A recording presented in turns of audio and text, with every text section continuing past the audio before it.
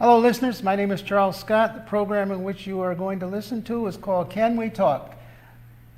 Eldridge Gloria Brown is not here today. She's out on the road, and she's got quite a few projects that she's working on, so I want to give a shout out to her. I miss her being here today, but she said that she's going to be here soon. She's got a lot of new information and a lot of new items that she's going to be discussing with you.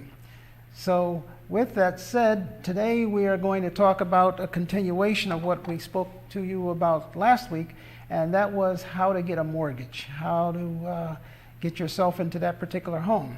As you know, I am in real estate. I am the broker and the owner of Tri-State Realty, and there's a lot of momentum going on out there right now. A lot of people are coming in, a lot of people are purchasing homes, and the biggest question that I get is, what do I have to do? How do I get into that house? A lot of people right now are finding out that the cost of renting has skyrocketed, and we don't expect it to go down any. We expect the rents to continue to go higher. You may say, what's going on? What's happening? Well, there's a law of supply and demand. There's not a lot of apartments that are out there, and in the last, I'd say, 5 years, there hasn't been too much building going on. It's like what you call a perfect storm in real estate of things that you don't want to happen if you want rents to stay low. First of all, we had the COVID, and which is still here, and that has stopped a lot of properties from being built. There's a shortage of land out there, so look, you know, when you look behind me right now, you see that huge city there. Now, where that's at, as you know, this is a studio, so we can put backgrounds in the background, but look at all of that real estate back there. Where do you find land? Where do you find open land? And this is true in cities. You have a twofold problem. In the cities, you don't have a lot of land. So land is scarce, and land that comes available, developers usually want to buy it and build a high rise and put a lot of homes on that one particular piece of land. Then when you get out into the suburbs, the cost of building is even more expensive because, you know, they want the different zoning rules. The zoning wants maybe a half an acre. You cannot just go out there and build a house wherever you feel like it because you have to have enough land in order to build that particular house. So you have a perfect storm of not being able to get the land. Then the cost of lumber. Cost of lumber has gone up 4 times in the last couple of years, and now it's come down a little bit, but the cost of lumber is very expensive. Then add to that labor.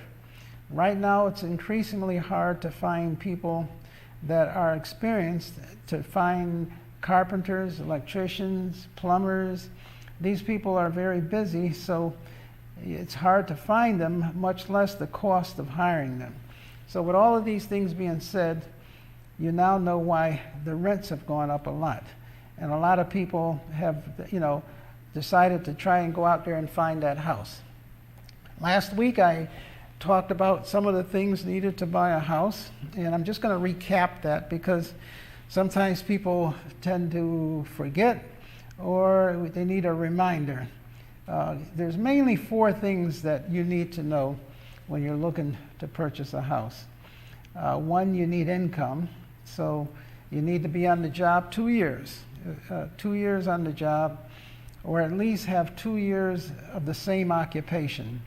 So if you were, let's say, a nurse and you worked at one hospital for 6 months and you worked at another hospital for a year and a half, as long as the total equals 2 years, then you're okay. And the income determines how big a house you buy. The bank will not give you more money than you can afford to pay them back. So if you have a small income, you may qualify for a small mortgage, but then you have a challenge. How do you go out and find a house with a small amount of income or small qualification?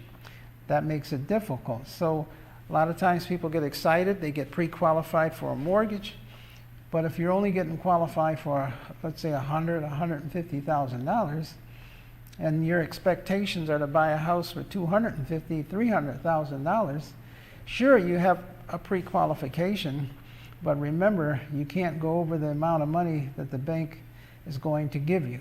So You sometimes maybe have to join up with another partner, maybe a friend, maybe a husband, wife, boyfriend, girlfriend, mother, father. If you double the income, then you can double the amount of your qualification. So try to get as much income coming in as you possibly can in order to be able to purchase that particular house. The other thing they look at is how many bills you have. Remember, if you have a lot of bills, that's going to keep you from being able to get qualified for a mortgage, or you may not be able to get the big house that you want, because they're going to be able to look at how many bills you have. That's called your debt. And they have a thing called debt to income ratio. They look at your debt and they look at your income. So if you have a lot of money coming in, but you have a lot of bills going out, then you're still going to have a difficult time being able to purchase a property because of all the bills that you have. Now, you can cut down on your bills by basically maybe paying some of them off, maybe refinancing some of the bills, maybe selling some of the high-ticket items like a car or whatever it may be to cut down on the debt. So you want to keep your bills as low as possible when you're looking to buy a house. The other thing that they look at is, credit. Most of the time, they're looking for a credit score of around 620 or higher. The higher your credit score, the better off you are. 620 would be like around the minimum. Then you could go 640. 700 is ideal. If you can get a credit score over 700, then that would be ideal. And remember, they don't use just one credit reporting agency. They look at all three of them. They look at TransUnion, Equifax, and they look at Experian. So all three of your credit reports, that's what they review. Sometimes you may have something on one credit report and it may not be on the other credit report. That's because whoever you borrow the money from, they don't use all of the three credit reporting bureaus. So, but when you go to get a mortgage or you go to the bank, they're going to look at all three of your credit reports. So it's very important that you check out your credit and that you check to make sure that your score is up there. Again, they're looking for around 620, 640, 670, 700 is even better. The higher you go, the better off it is for you. The other thing that affects your credit score is the student loans. I can't tell you how many times people have student loans, and the student loans will affect whether or not you can get a mortgage. One of the new things that has happened, though, is that they don't count student loans, the whole amount of the student loan when you're getting a mortgage. It depends on the bank. They used to count like 1 1/4. They used to take the student loan and multiply it times 1 1/4, and they would consider that to be your payment. Now, in some cases, instead of, so if you had a student loan, let's say around $100,000, then they would figure your payment on that student loan would be about $1,025 a month, somewhere around there. Now what they've done is they have reduced that to like 0.5. So that means that your student loan could be as little as like $500 a month. So if you have a student loan, it's not as bad as it used to be. So that's a good thing. Student loans have sort of been reduced in the amount that they qualify you for. If you did not qualify in the past, you maybe want to come back and start all over again and revisit that. And try and even if your student loan is in deferment, a lot of times people have a student loan, they may say, well, I'm not making payments on the student loan right now. Well, it's good that you're not making payments on the student loan. Maybe you're trying to save up some money, but they're still going to count that as a payment because they know you have to pay it eventually anyway. So you have to come up and you have to pay the student loan. Now, one of the things that we didn't talk about last week was interest rates. Interest rates have a big bearing on what type of payment you're going to have. The interest rates right now are low. You have interest rates of around probably 3.78, maybe 4%. Interest rates were down to about 2 1/4, 2.5, but all of those rates are still low. When I started Selling real estate, interest rates were around 14, 15%. So imagine that. Can you imagine getting a mortgage and the interest rates were that high? Naturally, the payments were lower, but the interest rates were very high at that particular time. So interest rates now are low. So you want to take advantage of getting a mortgage now. That's why I tell people, if you're looking to get a mortgage, now is the time to come in there and get that mortgage, because interest rates are going to go up. They can't help but go up because the economy is starting to pick up. They're starting to be concerned about inflation. And when inflation starts to kick in, then what happens is they try to bring it down by raising the interest rates.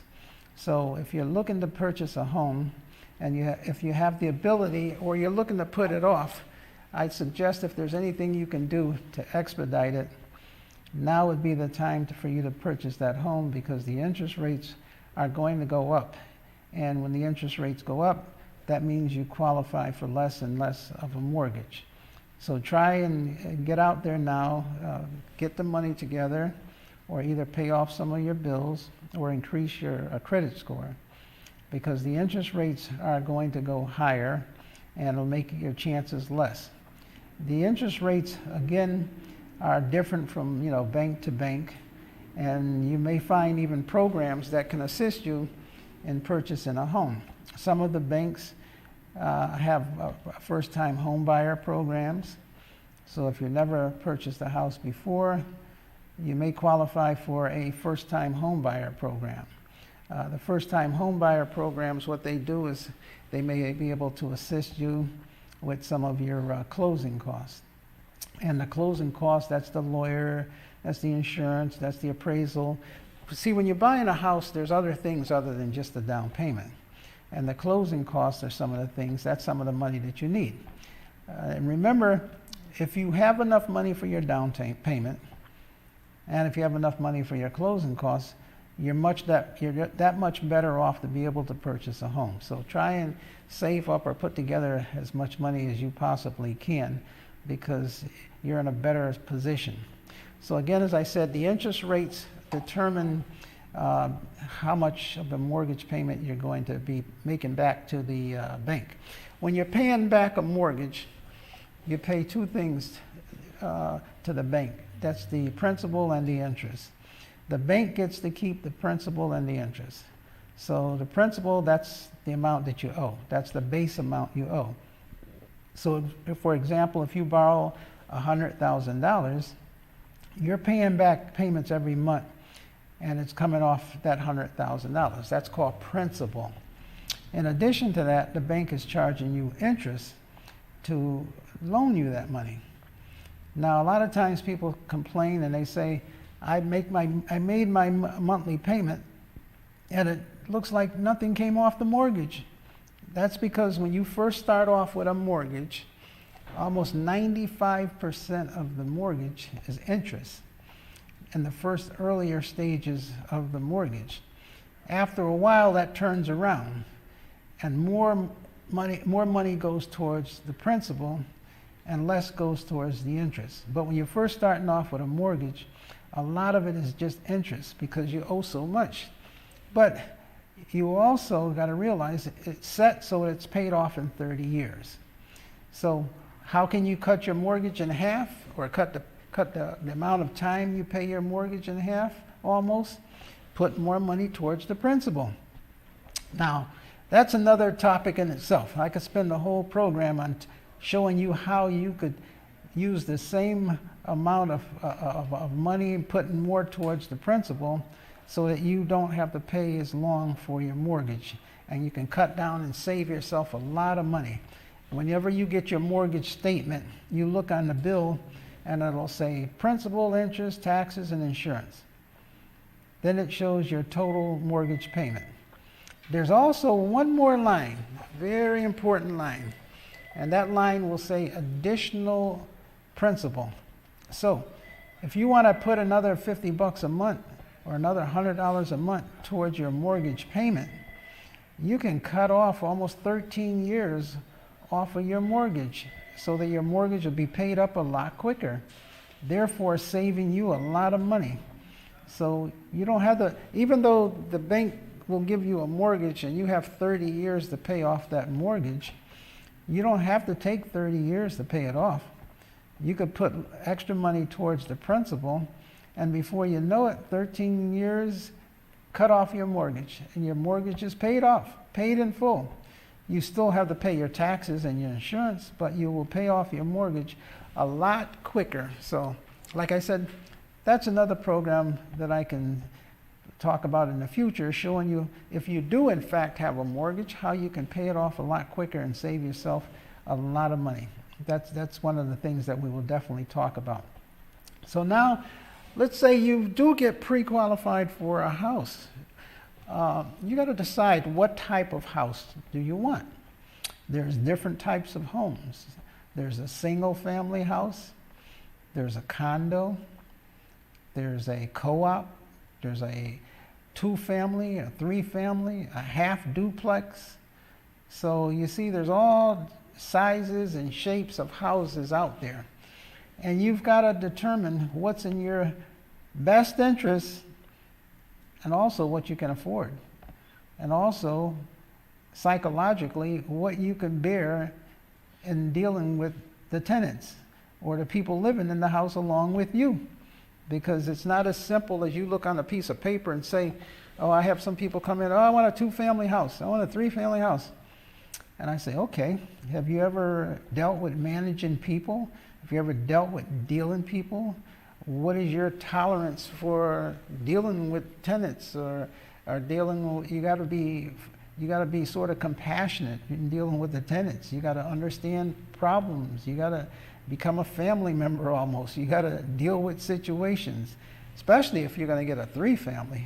You got to negotiate between the tenants. You got to come home after you're tired and you've been working all day, and you come home and you live on the first floor, and you come in and you, just as you get in the house, here comes the tenant from the first floor.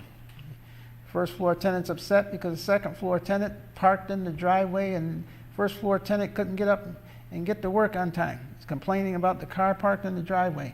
They parked the car on the side here and I had to get around it. So now what do? Also, maybe it was garbage day and you got 3 garbage cans out there, and all of a sudden the first floor tenant said the second floor tenant's, or the second floor tenant saying the third floor tenant's putting garbage in his garbage can and he's not going to take it out to the curb because that's not his garbage. What do? So now you got children on the 3rd floor, and the people on the 1st floor, they work on the 1st shift, and all night long they have children upstairs who are running across the floor, and the second floor tenant couldn't get to sleep, and so the 2nd floor tenant's complaining about 3rd floor tenant. What do? So you see, you're going to have to deal with situations, and I don't care how good you know the people. And sometimes if they're your relatives, that's even worse. Because now they feel as though, well, you know, you definitely got to take care of them because they're your blood relatives or cousin, your nephew, or whoever it may be. And so now you become an arbitrator. You got to be the person, you got to be the good guy, bad guy, arbitrate everything, arbitrate all of the feuds. Because now at the end of the month, guess what? You can't avoid them. You got to go collect the rent. So now you got your hand out for the rent. They're looking at you, well, you didn't take care of my problem, this and that and everything. And so this is what happens when you got a 2-family and you got a 3-family. There's a management that comes with that. You got to be a people's person. You got to treat people really nice. You got to take care of the repairs. What happens when the toilet gets clogged up? What happens when the sink gets clogged up? You know, what happens when there's a broken window? And the kids playing in the backyard claims, I didn't do it, he did it, she did it, who broke the window? And you have in the lease, well, the tenant is responsible for any repairs that they cause. Suppose they didn't cause it. Someone threw a baseball and went through the window. So now, oh, you got to replace the window. Now you go to replace the window, guess what? They don't have that size in the shop. They got to order it. So now you got to wait a week, 2 weeks to get the window in. So now you got to go up and you got to patch up the window. Now the window doesn't come in on time. Tenant wants to know, what's taking you so long? How come the window's not fixed? So you see, asking me, how do I know all these things? Because I've had a lot of multifamilies, and I've had a lot of tenants. And I know when you have these situations, you have to take care of the people, you got to treat them good. And there's a lot of hours and sleepless nights, because in the middle of the night, the tenant may call you about something that's going on. You know, you may have an apartment building next to the woods. And you know, in the wintertime, mice get cold. They want to come inside too. So it might have a mice come, and it could be the people could be the neatest people in the world, and the mouse could come flying in the house, and all of a sudden, oh, everything goes crazy. Call the landlord. Now you're up chasing a mouse or something like that. So you see, that's what happens when you have a multi. It doesn't go 100% as you think it would be. So you can put down on paper, okay, this is my mortgage payment. This is how much my taxes and my insurance. And I'm going to collect rent from the 2 tenants. And so the 2 tenants are going to help me make my mortgage payment. Or 1 tenant's going to help me make my mortgage payment. But you got to factor into the stress and the work and the time and the effort. You're getting paid for what you're doing by them paying the rent. And don't get them upset and they don't pay you the rent, because you are still going to make the mortgage payment out of your pocket. And so therefore it has to get paid. These are just some things that you have to consider when you're buying a 2-family. And a 3-family, like I said, is not twice as much work. It's 4 times as work. Because with a 3-family, things just sort of like really boomerang. And if you're looking to buy a multi-family, a big one, like a 4-family, then you got 5 times the work. You might as well become a full-time manager. Speaking of that, I do not encourage you to go out and hire a management company, because the management company is only concerned about really one thing: collecting money. The people's problem and all of that is still going to be there, and the management company does not have time to go out and appease the tenants and keep them happy and keep them loving you. Their concern is just collecting that rent. So they're still going to come to you with all the problems, and probably even more so, because the management company is not going to really take the delicate care that you would. So I would suggest you try and manage your own properties in order to make it work out properly. So that's a multifamily. Single family, a lot easier. Sure, you don't get the other tenant. Sure, you don't get the extra income. But you come home from work, you're tired, you open the door, you come in, turn on the TV, it's peaceful, it's quiet, go out in the patio, smell the flowers.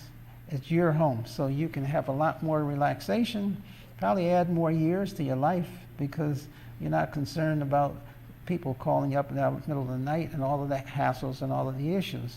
So with a single family, it makes it a lot easier than if you had a multifamily. Now, what about a duplex? A duplex is fairly good too, because with a duplex, you live on one side, the tenant lives on the other side. And you have upstairs and downstairs, you have a townhouse, so you really don't hear the tenant on the other side. Most duplexes, they have what they call a firewall. That's a brick wall in between the duplex. So it's pretty, soundproof. The other people on the other side, they have their own driveway. You have your driveway. You have a backyard, which is split up. You have your side of the backyard with a fence. They have their side. And it's fairly easy to manage, easy to take care of, cut the grass, maintain. And it's better than having upstairs and downstairs in a 2-family, because upstairs in 2-family, you hear people walking around up there all hours of the night, possibly. People running up and down the steps, and every time you're trying to get to sleep, you hear them running up and down, and you get mad. And so when you have a duplex, you live on one side, the tenants live on the other side. So it makes it a lot easier having a duplex than having a 2-family house where you have tenants upstairs and you have the tenants downstairs. And also you have your own porch, you have your own backyard. If you have a 2-family and you live up on the 2nd floor and you have a porch, well, your 1st floor tenant has use of the porch most of the time. And the downstairs patio area, the 1st floor is usually down there. So, and then you have a driveway. So you may get up and have to have the tenant move the car in the driveway, or you got to move your car for them to get into the back of the yard, because you have that one driveway. With a duplex, Each side has its own driveway.